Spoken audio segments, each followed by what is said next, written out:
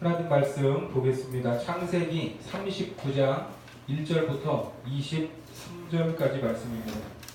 창세기 39장 1절부터 23절입니다. 말씀 봉독은 20절부터 23절까지 교독하도록 하겠습니다. 20절부터 23절까지 교독하겠습니다. 이에 요셉의 주인이 그를 잡아 옥에 가두니 그 옥은 왕의 죄수를 가두는 곳이었더라. 요셉이 옥에 갇혔으나 여호와께서 요셉과 함께 하시고 그에게 인자를 더하사 간수장에게 은혜를 받게 하시매 간수장이 옥중 죄수를 다 요셉의 손에 맡김으로 그 재반 사물을 요셉이 처리하고 간수장은 그의 손에 맡긴 것을 무엇이든지 살펴보지 아니하였으니 이는 여호와께서 요셉과 함께 하심이라. 여호와께서 그를 범사에 형통하게 하셨더라. 아멘. 예, 우리는 지금 요셉의 이야기를 보고 있습니다. 요셉은 형들의 손에 의해 종으로 팔렸지만 지금 형들조차 요셉의 생사를 확인할 수 없었고 이 아버지 야곱에게는 요셉이 짐승에게 찢겨 죽어버린 아들이 되어버렸습니다. 그래서 적어도 살아서는 만날 수 없는 그런 아들이 요셉이었습니다. 자, 하지만 그런 절망 속에서 한 줄기 희망을 보게 했죠. 요셉의 마지막 행적은 어떻게 끝났냐면 창세기 37장 36절 말씀에서 이렇게 끝났습니다. 그 미디안 사람들은 그를 애굽에서 바로의 신하 시위대장 보디발에게 팔았더라. 그렇습니다. 생사를 확인할 수 없었던 요셉이 살아있어요? 죽어있어요? 살아있다는 것입니다. 어디로? 바로의 친위대장 보디발의 집으로 팔려갔다 하는 단서를 남겼습니다. 자, 그런데 지난 시간 38장에 이 요셉이 주인공인 이 스토리 속에 갑자기 요셉을 종으로 팔자고 했던 유다의 이야기가 툭 튀어나오면서 요셉 이야기의 흐름이 깨지는 듯 했습니다. 하지만 이 유다의 이야기가 나온 이유가 있는데 유다는 어떤 삶을 살았죠? 아버지의 집과 형제들을 떠나서 세상 친구와 벗으라고 세상에서 살아가다가 가나안 여자, 이방 여인을 만나서 자녀를 낳고 살았습니다. 그리고 자녀의 대가 끊어졌음에도 불구하고 자기의 생각대로 머리를 쓰다가 며느리가 며느리인 줄도 모르고 그 사이에서 아이를 출산하게 되는 큰 수치를 당한 인생이었습니다. 한마디로 유다의 인생은 자기 마음대로 살았던 삶이다, 이렇게 말할 수가 있습니다. 자, 반면에 오늘 다시 등장하는 요셉은 하나님이 꿈을 보여주셨어요. 그리고 하나님이 그의 삶에 간섭하시고 하나님께서 섭리하셔서 그의 인생을 한 걸음 한 걸음 인도하는 삶이다, 이거를 보여주고 있습니다. 그러면서 유다의 삶과 요셉의 삶을 대조하고 있어요. 실제로 요셉은 자기의 의사와 의지와 계획과 상관없이 아버지의 사랑을 받는다는 그 이유 하나만으로 형들의 미움을 사서 은 20의 종으로 팔려갑니다. 자, 그러면 요셉의 인생이 하나님이 인도하는 인생이라는데, 자, 그 인생이 어떤 인생인가? 그것을 이 요셉의 삶을 통해 보게 되는데, 자, 한번 보겠습니다. 자, 오늘 본문 1절과 2절 말씀 같이 읽겠습니다. 시작. 요셉이 이끌려 애굽에 내려가되 바로의 신하 시위대장 애굽 사람 보디발이 그를 그리로 데려가 이스라엘 사람의 손에서 요셉을 사니라. 여호와께서 요셉과 함께 하심으로 그가 형통한 자가 되어 그의 주인 애굽 사람의 집에 있으니. 자, 여기에 보면 하나님이 인도하시는 요셉의 인생을 어떻게 표현하고 있습니까? 그가 형통한 자가 되었다. 요셉이 형통한 사람이라고 합니다. 자, 일단 그 내용을 잘 모르고 하나님이 간섭하는 사람이 요셉이다, 하나님이 인도하시는 게 요셉이다, 그러면 당연히 요셉은 어떤 사람이에요? 형통한 사람이 맞아요. 형통한 사람이라고 생각할 수 있습니다. 자, 그러면 그 형통이 어떤 형통인지 한번 보겠습니다. 형들의 손에 의해 팔려온 요셉은 얼마 전까지만 해도 아버지에게 가장 사랑을 받았던 아들이었습니다. 그런데 지금 애굽의 친위대장 보디발의 집에서 뭐라고 있어요? 종살이를 시작했어요. 종살이. 한마디로 자신의 목숨이 자기의 의지에 따라 달린 것이 아니라 자기 주인의 손에 달린 종이 되어버렸습니다. 그런데 요셉을 뭐라고 말해요? 형통한 자가 되었다. 이렇게 표현을 하고 있어요. 여러분 이게 쉽게 받아들여집니까? 자, 계속해서 3절 같이 보겠습니다. 시작. 그의 주인이 여호와께서 그와 함께 하심을 보며 또 여호와께서 그의 범사에 형통하게 하심을 보았더라. 자, 계속 형통이라는 말이 나오는데 사실 바로 왕의 친위대장 이 보디발의 집에 종이 요셉 한 명이겠습니까? 아니면 여러 명이겠습니까? 여러 명이죠. 뭐 훨씬 더 많았겠죠. 적어도 뭐 한 1, 20명, 수십 명은 됐을 것입니다. 그런데 그 종들 중에 이제 막 잡혀와가지고 팔려와서 분위기 파악도 못하고 어리버리해 보이는 히브리 소년, 그동안 아버지 사랑만 받으며 고생이 뭔지도 모르고 자란 17살 소년인데 이게 뭘 알겠어요? 모르겠어요? 아마도 가장 힘든 일을 맡았을 것이고 낯선 환경에서 두려워했을 것입니다. 그런데 요셉은 자기에게 주어진 모든 일들을 성실하게 최선을 다해 감당을 했고 그런 요셉을 하나님이 도우시고 형통하게 하셨다는 거예요. 성실한 요셉이 하는 일마다 성과를 냈나 봐요. 중요한 일들은 이제 누구에게 가는 거예요? 요셉에게 일이 쏠리는 거예요. 자, 우리도 뭐 교회 안에서 일을 하고 또 여러 가지 또 여러분들 일을 하지만 일을 잘하는 사람들에게 일을 시킵니까? 못하는 사람들에게 시킵니까? 일이 어디로 쏠려요? 잘하는 사람들에게 쏠리는 거예요. 그리고 일복이 터졌다고 하잖아요. 예?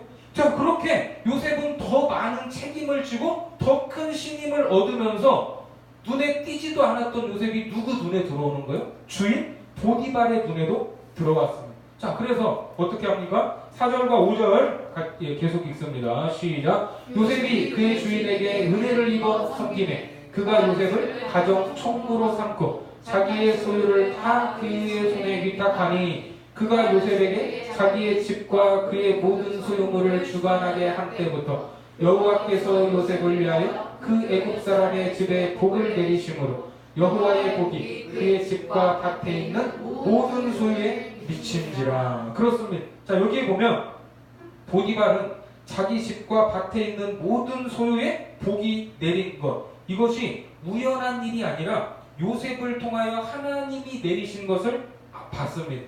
그래서 주인은 이제 자기 집에 복덩이로 굴러온 요셉에게 먹는 음식 외에는 모든 일을 맡기는 거예요. 본문 6절에 보면 주인이 그의 소유를 다 요셉의 손에 위탁하고 자기가 먹는 음식 외에는 간섭하지 아니하였더라. 요셉은 용모가 빼어나고 아름다웠더라. 뭐만 안 맡겼어요? 음식. 자기가 먹는 음식만 맡기지 않았습니다. 자, 왜 음식을 맡기지 않았을까요? 요셉이 거기에다가 뭐 독이라도 넣을까봐 그랬을까요? 아니에요. 창세기 43장 32절 같이 읽습니다. 그들이 시작. 그들이 요셉에게 따로 차리고 그 형제들에게 따로 차리고 그와 함께 먹는 애굽 사람에게도 따로 차리니 애굽 사람은 히브리 사람과 같이 먹으면 부정을 입음이었더라. 자, 애굽 사람은 어떻게 생각했어요? 히브리 사람과 이 음식이 섞이면 부정한 것으로 여겼습니다. 자, 그 이유가 뭐냐면 목축을 가증히 여겼어요. 그런데 히브리 사람들은 무엇을 해먹고 살았죠? 목축을 하는 사람들이었어요. 창세기 46장 34절 계속 읽습니다. 시작. 당신들은 이르기를 주의 종들은 어렸을 때부터 지금까지 목축하는 자들이온데 우리와 우리 선조가 다 그러하니이다 하소서. 애굽 사람은 다 목축을 가증히 여기나니 당신들이 고센 땅에 살게 되리라. 그렇습니다. 목축을 가증히 여기는 히브리인들과 함께 음식을 나누면 부정이 탄다 하는 이러한 미신을 믿고 있었어요. 종교적인 의미로 음식만 빼고 집안의 모든 일들을 그래서 요셉에게 맡기게 된 것입니다.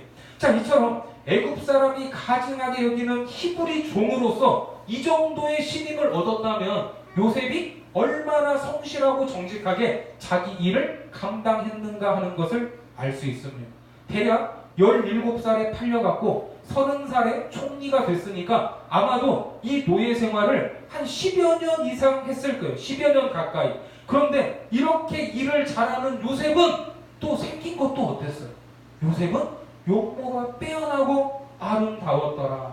아마 이 요셉이 아버지 야곱을 안 닮고 라헬을 닮았는가 봐요. 라헬.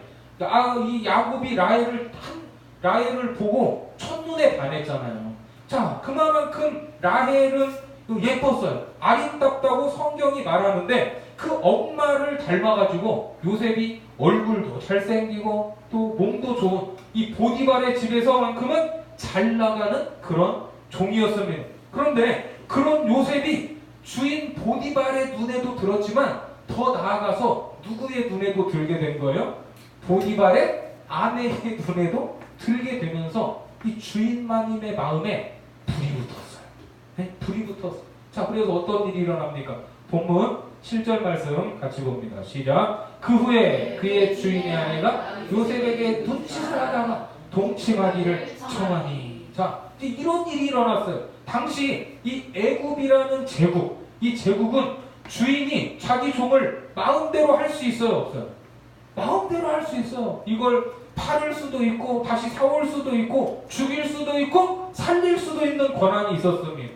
그러니까 이 주인마님이 마음만 먹으면 요셉에게 눈짓할 필요도 없어요. 그냥 데려다가 이걸 그냥 확 그냥 막 그냥 하면서 자기 마음대로 할 수가 있었어요. 그런데 요셉은 누구의 신임이 두터웠죠? 남편 보디발의 신임이 워낙 두터웠기 때문에 이 주인마님이라도 함부로 할 수 없는 존재였습니다. 그래서 먼저 뭐라는 거예요? 눈짓만 하는 거예요. 눈짓만. 어떻게 눈짓을 했을까? 네? 뭐 윙크를 했나? 네? 사실 이 주인마님이 눈짓만 했다는 것도 이거는 요청, 이거 좀 해볼래? 하는 이 간청이 아니라 명령이나 마찬가지입니다. 주인이 눈짓을 하든 손짓을 하든 종은 어떻게 해야 돼요?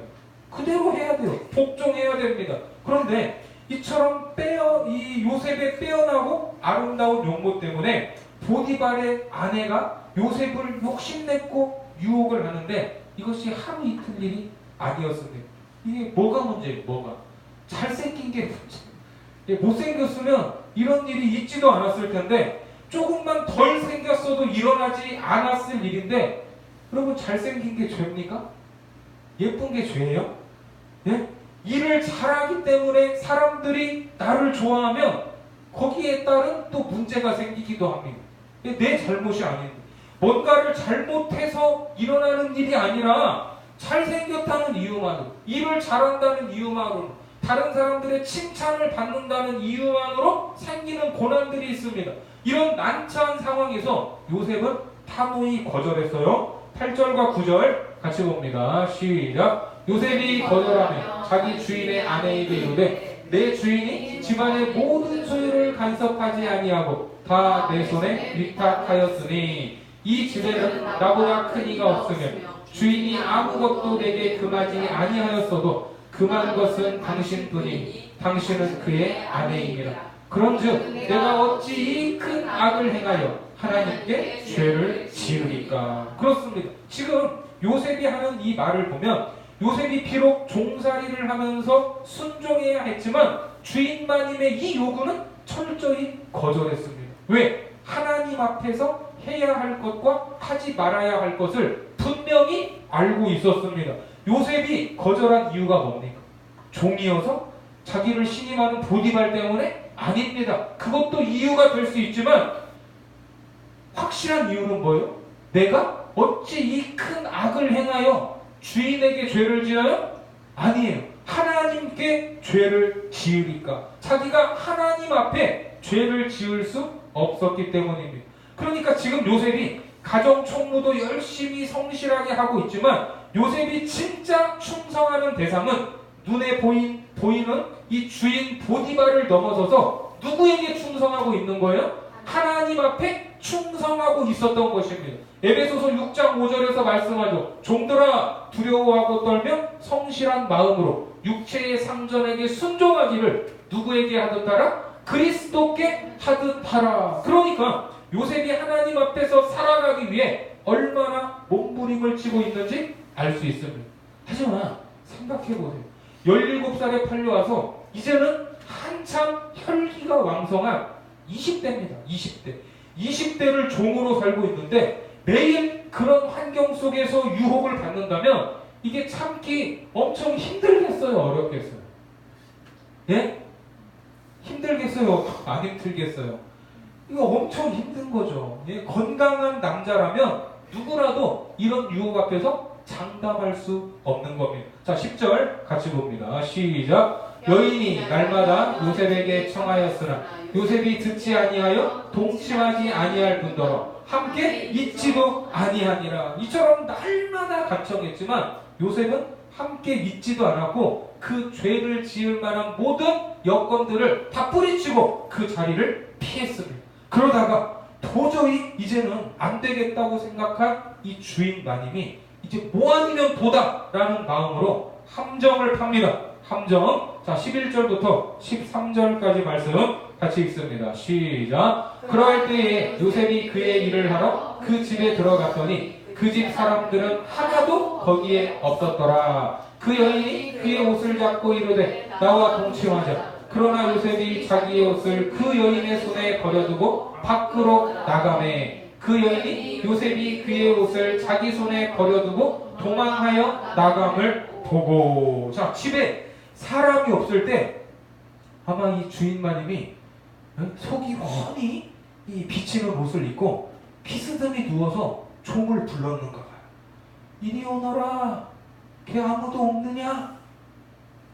지금 집에 누가 있어요? 없어요?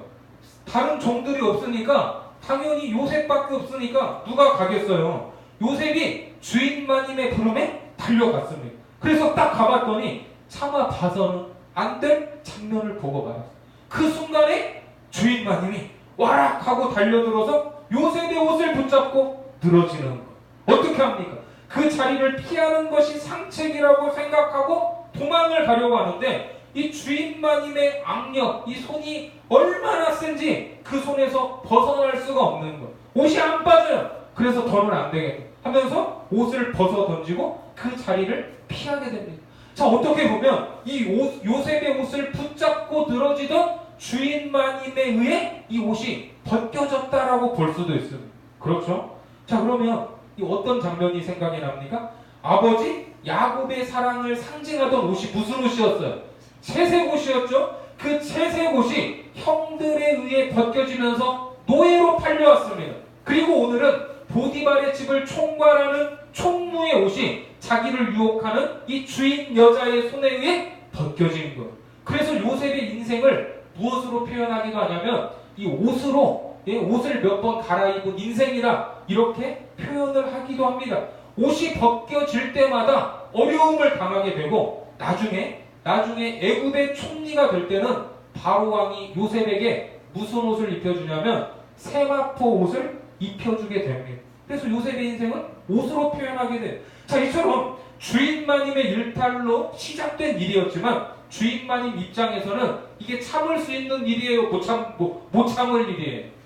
예? 못 참죠. 얼마나 이 얼굴이 화끈거리고 창피한 일입니까? 이 종한테. 이렇게까지 했는데도 이게 넘어오지 않는다면 앞으로 소망이 있어요, 없어요? 이제 더 이상 어떻게 해볼 수 없다는 것을 알고 요셉을 범죄자로 몰아세우면서 누명을 씌웁니다. 14절과 15절 말씀 같이 봅니다. 시작. 그 여인의 집 사람들을 불러서 그들에게 이르되 보라, 주인이 히브리 사람을 우리에게 데려다가 우리를 희롱하게 하는도다. 그가 나와 동침하고자 내게로 들어오므로 내가 크게 소리 질렀더니 그가 나의 소리 질러 부름을 듣고 그의 옷을 내게 버려두고 도망하여 나갔느니라 하고. 자, 먼저 집안의 종들을 불러 모아서 난리를 치는 거예요. 소리를 고래고래 지르면서 난리를 치는데 방금 읽었던 이 장면을 보면 이 여자가 얼마나 간교한 여자인지. 머리가 아주 비상해요. 요셉을 향해서 뭐라고 말해요? 히브리 사람이라고 하면서 외국인이라는 것을 강조하고 있습니다. 왜? 종들 사이에서 요셉은 지금 누구의 총애를 받고 있어요? 주인 보디발의 총애를 한 몸에 받는 사람이었고 이게 나이도 어리고 온 지 얼마 되지 않아서 가정 총무까지 초고속으로 승진한 사람 아닙니까? 그래요, 안 그래요? 그러니까 종들의 시기심을 자극하면서 자기와 종들을 뭐라고 말하냐면 우리라고 말해요. 우리. 14절 보세요. 14절. 히브리 사람을 우리에게 데려다가 누구를 희롱했어요? 우리를 희롱하게 하는도다. 이렇게 이야기를 하는 거예요. 예? 그래서 아무도 요셉을 변호할 수 없도록 다른 종들로부터 분리시키고 있습니다. 네? 아주 간교해요. 그리고 자기 남편이 올 때까지 기다립니다. 16절과 17절 말씀 같이 읽습니다. 시작. 그의 옷을 곁에 두고 자기 주인이 집으로 돌아오기를 기다려 이 말로 그에게 말하여 이르되 당신이 우리에게 데려온 히브리 종이 나를 희롱하려고 내게로 들어왔으므로. 자, 여기 보니까 여기서 뭐라고 말해요? 당신이 우리에게 데려온 히브리 종이 나를 희롱하려고. 요셉을 데려온 것이 누구 책임이라는 거예요? 네 책임이라는 거예요. 네 책임. 어디서 저런 종을 데려왔냐 하면서 남편에게 책임을 전가하면서 변명할 여지나 틈을 주지 않고 할 말이 없게 만든, 계속 따따따따따 하는 거예요. 예? 말도 못하고. 결국 요셉에게 억울한 누명을 씌운 여주인의 뜻대로 보디발은 심히 화가 났다고 성경은 말합니다. 자, 19절과 20절 말씀 같이 읽습니다. 19절과 20절요. 19절과 20절 시작. 그의 주인이 자기 아내가 자기에게 이르기를 당신의 종이 내게 이같이 행하였도다 하는 말을 듣고 심히 노한지라. 이에 요셉의 주인이 그를 잡아 옥에 가두니 그 옥은 왕의 죄수를 가두는 곳이었더라. 요셉이 그 옥에 갇혔으나. 자, 여주인이 바랐던 결과가 뭘까요? 요셉을 감옥에 보내는 것일까요? 네? 여주인은 무엇을 원했을까요? 요셉이 그냥 감옥에 갇히면 좋았을까요? 히브리 종이, 이 외국에서 온 종이 주인 여자를 욕보였다면 죽어야 돼요, 안 죽어야 돼요? 그건 당연히 죽을 일이에요. 당시 분위기가 그랬습니다. 그 자리에서 죽어야 마땅한 요셉이었는데, 그래서 누명을 씌웠는데 보디발은 요셉을 죽이지 않았습니다. 요셉을 때리거나 고문을 하지도 않고 어디로? 왕의 죄수를 가두는 감옥에 가두었습니다. 여러분, 여기에서 이 보디발의 마음을 조금 읽을 수 있지 않습니까? 화를 냈다고 말을 하지만 그렇다고 해서 자기 아내의 말을 100% 믿은 것 같아요? 안 믿은 것 같아요? 100% 안 믿은 것 같아요. 이게 100% 믿었다면 죽어야 된다니까요, 요셉은. 그게 맞아요. 그래서 요셉을 지키려고 왕실 감옥으로 보냈습니다.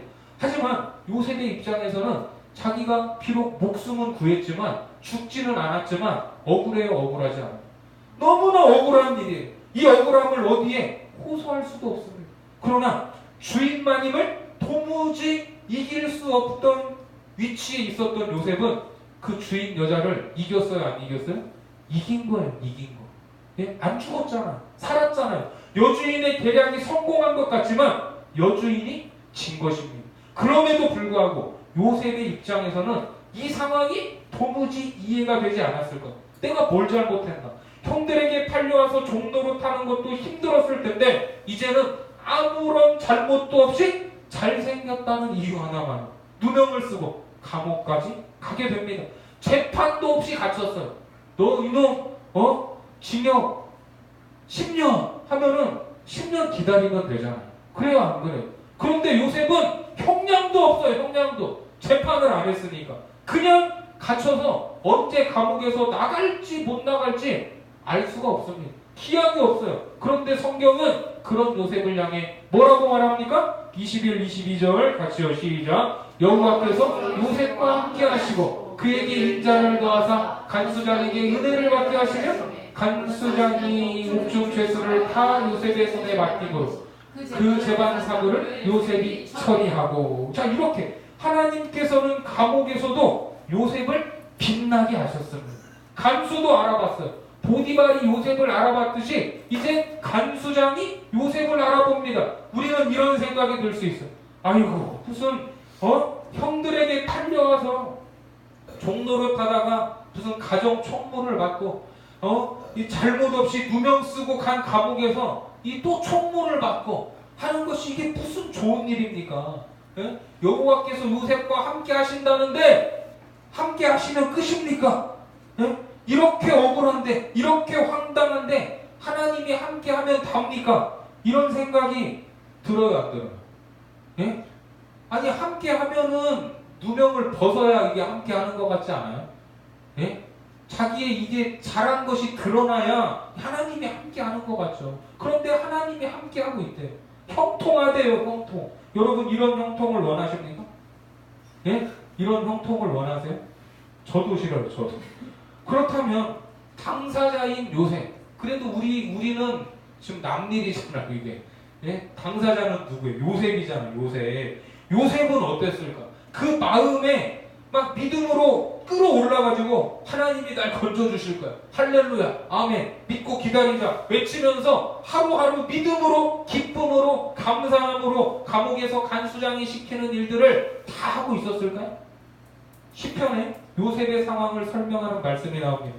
시편 105편 17절과 18절 말씀에 보면 같이요, 시작. 그가 한 사람을 앞서 보내셨으며 요셉이 종으로 팔렸도다. 그의 발은 착고를 차고 그의 몸은 쇠사슬에 매였으니. 자, 요셉이 이제 종으로 팔려간 이 상황을 시편 기자가 설명을 하고 있는데, 지금 요셉이 당하는 상황은 한마디로 말하면 고통입니다. 고통. 예? 형통이 아니라 고통이에요. 지금까지 이런 형통은 없었다. 이것은 형통인가 고통인가? 예? 고통이에요, 고통. 지금 밑줄 친 그의 몸은 쇠사슬에 매였으니, 이 그의 몸이라는 말은 이 혼이라는 뜻도 돼요. 그의 혼이라는 뜻도 되는데, 직역하면 그 영혼이 쇠꼬챙이에 찔려 있었다라는 뜻입니다. 예?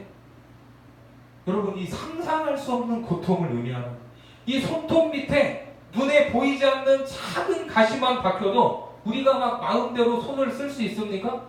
예? 작은 가시 하나만 박혀도 손을 쓸 수가 없는데, 영혼을 쇠꼬챙이가 관통한 채로 있다면 그 고통이 얼마나 심하겠습니까? 그러니까 요셉, 이 상황에 처해 있는 요셉 자신도 이 상황이 이해가 돼야 안 돼요. 이해가 안 되는 상황이었어요. 누가 봐도 이게 불행이지, 고통이지, 이것을 형통이라고 말할 수 있겠습니다.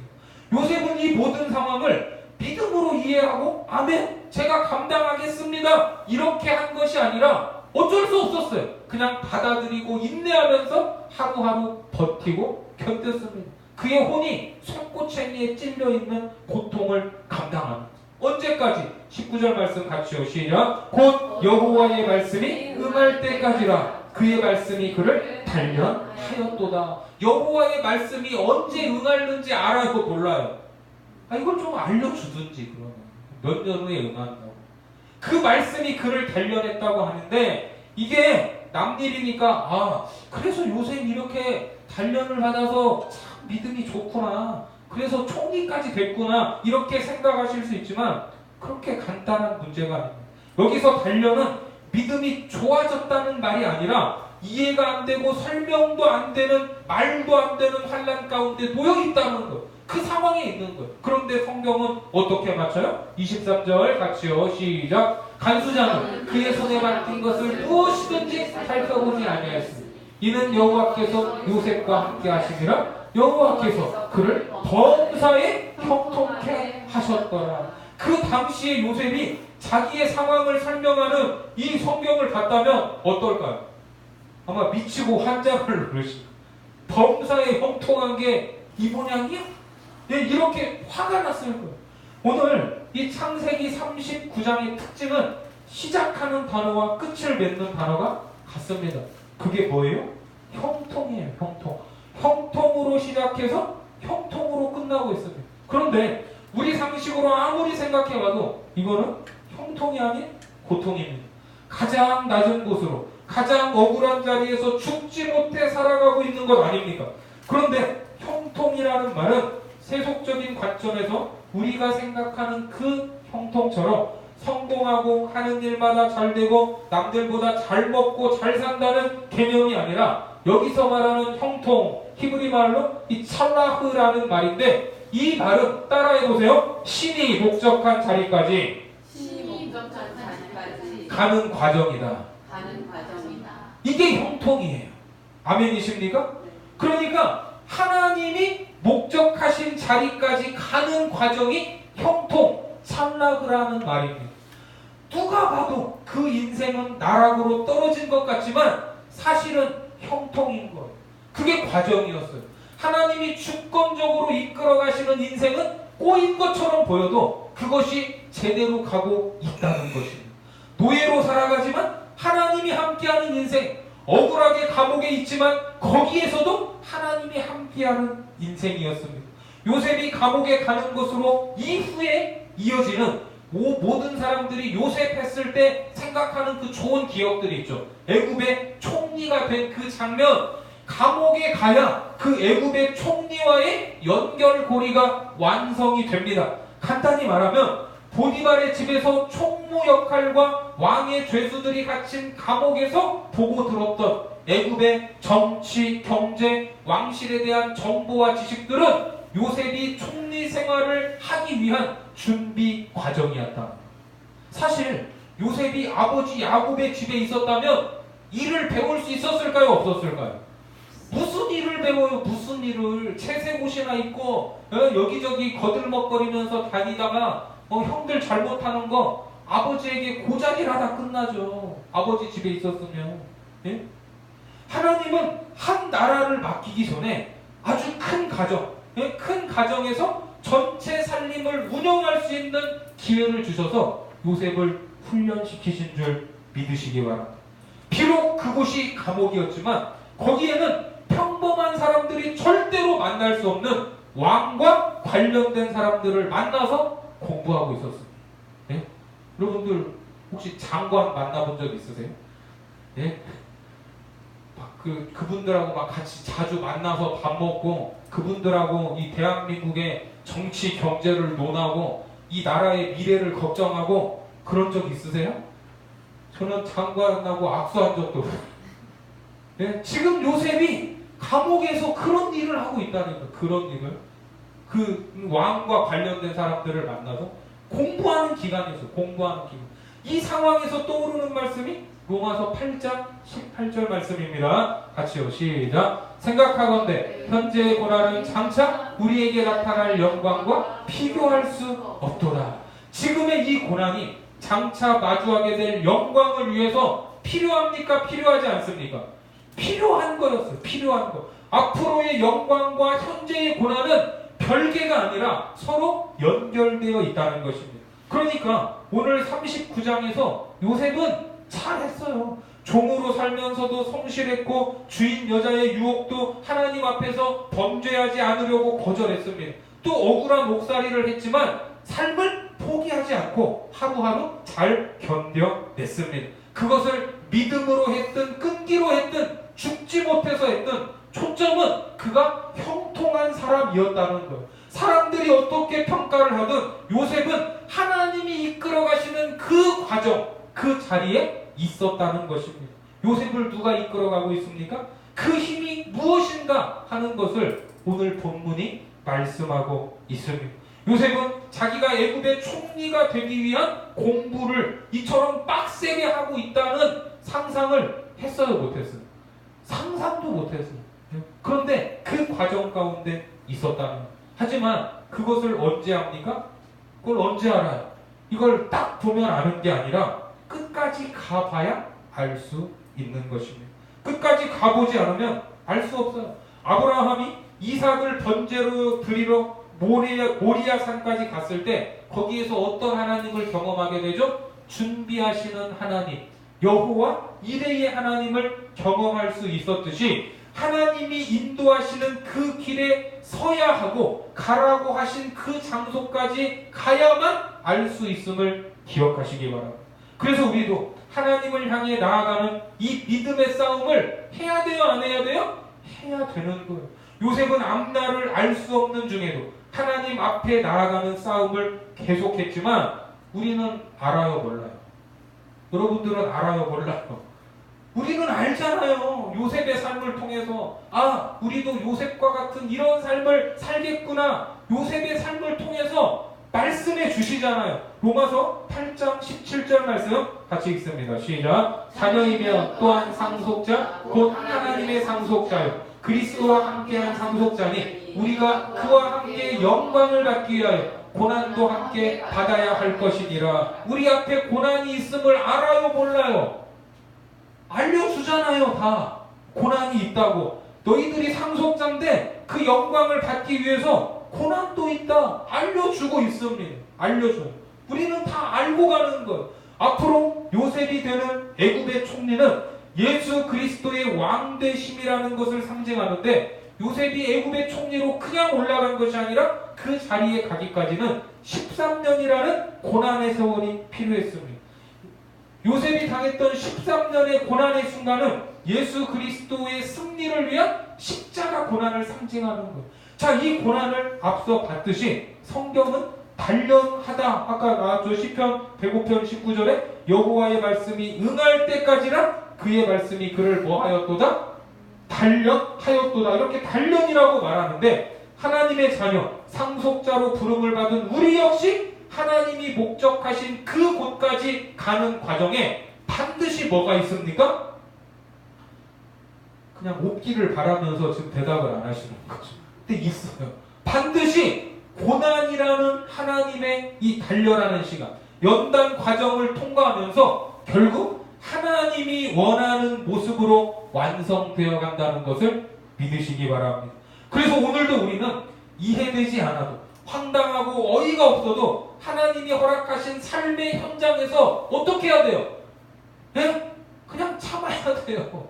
버텨야 돼요. 그냥 거기에서 이기고 견디고 있어야 됩니다. 그래서 이길 힘을 구해야 되고, 그 과정을 통해서 배워야 할 것들이 있으면 배워야 되는 거예요. 그것이 하나님의 자녀로 살아가는 우리들의 신앙생활임을 믿으시기 바랍니다.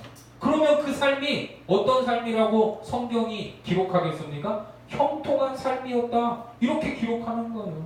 우리도 자녀로 부름받은 우리의 인생이 하나님의 주권과 섭리 안에 있음을 고백하며, 나에게 다가오는 고통은 더 이상 고통이 아닌 하나님이 함께 하시는 형통이라는 것을 믿으시고, 그 뒤에 다가오고 있는 그 놀라운 영광을 기대하며 하나님과 함께 동행하는 복된 삶이 되기를 주님의 이름으로 축원합니다. 아멘. 기도하겠습니다.